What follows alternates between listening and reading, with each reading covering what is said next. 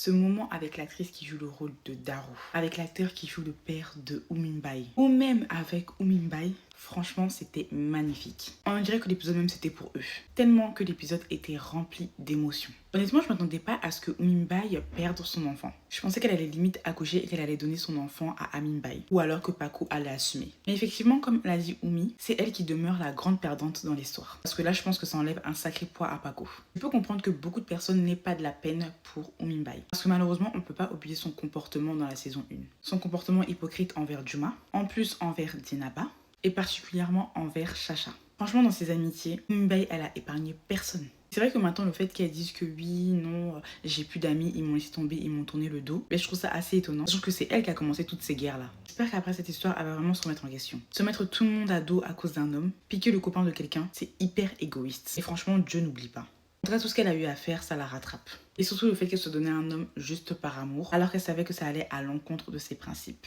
Et Daro, franchement, avec son mariage forcé qu'elle veut imposer à Paco, elle va que remuer le couteau dans la plaie. En tout cas, j'ai beaucoup aimé l'intrigue de fin. Parce qu'effectivement, le fait qu'elle ait fait une fausse couche et que sa sœur aussi fasse des fausses couches, ça laisse présager en fait que finalement, elles n'auront peut-être pas d'enfants maintenant.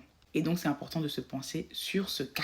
Ensuite, on va bien évidemment parler de Alkali et Fatim Thiam. Je dirais même Hercule. Je suis désolée, hein. Hercule n'a pas à payer les erreurs de Fatim Thiam. Parce que là, Fatim Thiam, elle a commencé à s'exciter en disant mais non, je dois me faire pardonner, etc., etc. Bon, c'est vrai, elle doit se faire pardonner auprès de Daba, auprès de la grand-mère et même auprès de Juma apparemment, qui n'a pas forcément oublié l'histoire. Moi qui pensais qu'elle avait pardonné dans la saison 1. Mais au bout d'un moment, comme je le dis, je pense qu'il y a d'autres manières de se faire pardonner. Et là, pour le coup, empêcher Hercule d'être avec la femme qu'il aime, c'est vraiment pas le bon bail. C'est pour ça que Hercule va se pointer devant Biggie et dire bah écoute, toi et moi on n'est plus ensemble parce que je dois faire honneur à ma mère qui cherche à se faire pardonner devant mon grand-père. Personnellement, moi je trouve ça complètement ridicule. Tu te pointes pour venir me dire ça, je te dis marie-toi avec ta mère. Qu'elle n'essaye pas de mettre les histoires de guerre, etc., etc., ça n'a absolument rien à voir. Dans tous les cas, Dinaba aussi, elle est sur le point de se remarier avec un guerre. Donc franchement, qu'elle trouve une autre solution plutôt que de mettre ses menaces en route.